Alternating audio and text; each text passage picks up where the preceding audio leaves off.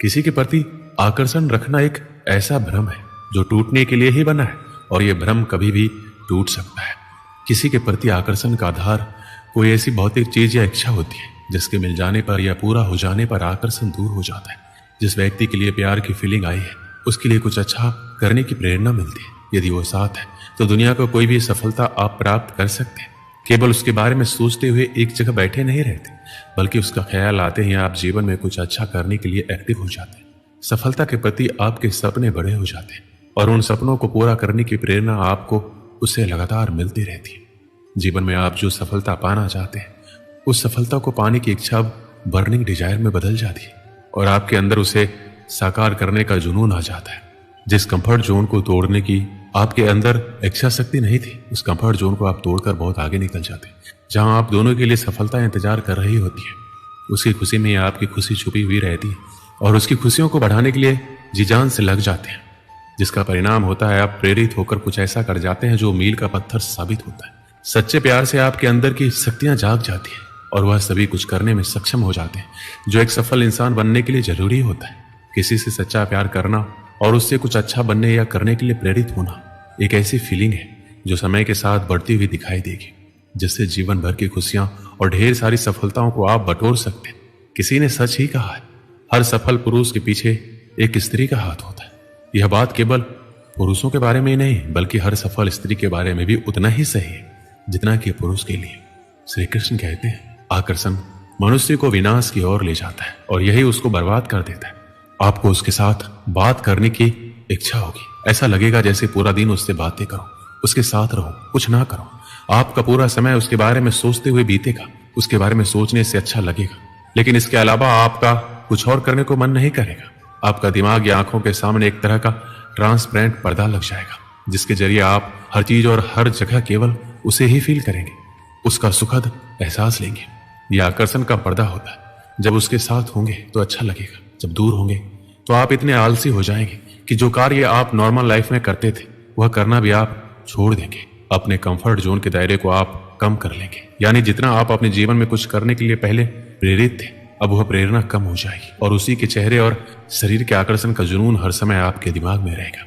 यदि उसके या आपके परिवार से कोई विरोध मिलती है तो आप आग बबूला हो जाओगे और अच्छे और बुरे का ख्याल किए बिना पूरी दुनिया से लड़ने को तैयार हो जाओगे। आपको लगेगा आप उसकी सीरत से प्यार करते हैं, लेकिन सीरत के बारे में सोचते सोचते आप कब उसकी सूरत पर पहुंच जाएंगे और उसके शरीर के कुछ पार्ट के बारे में सोचने लगेंगे आपको पता नहीं लगेगा। कुछ समय बाद आप एक ऐसा आधार तैयार कर लेंगे जिसकी वजह से आपके प्यार की पूरी फीलिंग वहीं पर केंद्रित रहेगी। यदि वह भौतिक चीज मिल गई तो आकर्षण एक साथ या धीरे धीरे खत्म हो जाएगा, नहीं मिली तो प्रतिशोध का जुनून शुरू हो जाएगा।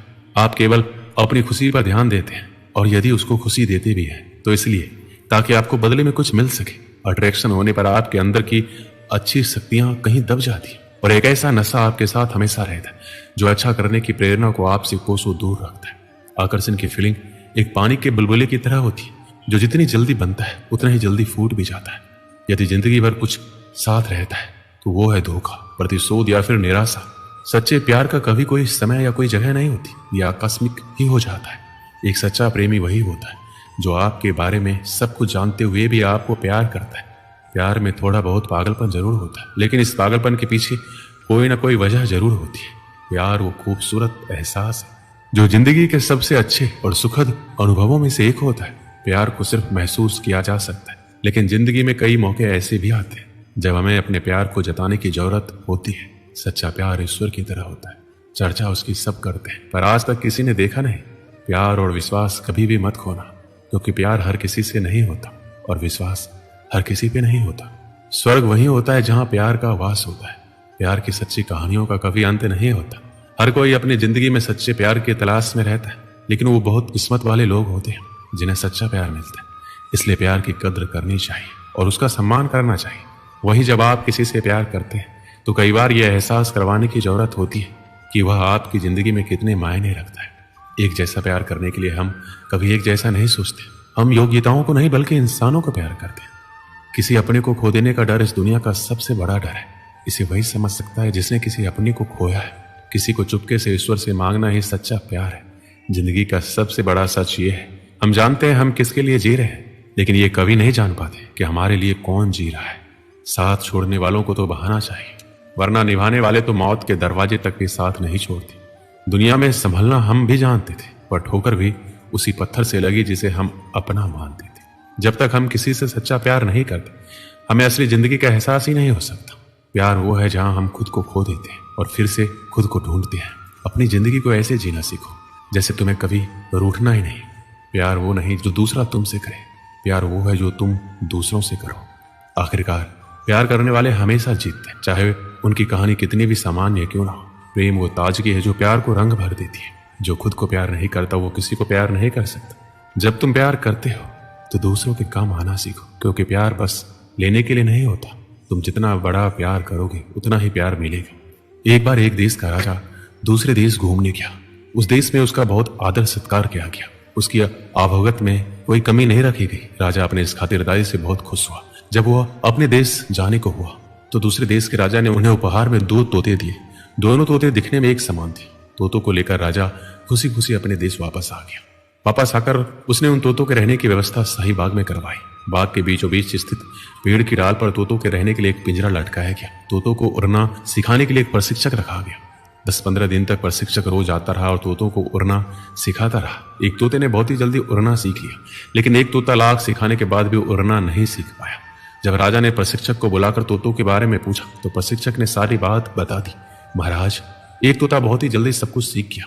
वह तो राजमहल से भी ऊंचा उड़ने लगा है, लेकिन दूसरा तोता कुछ सीखने को राजी ही नहीं।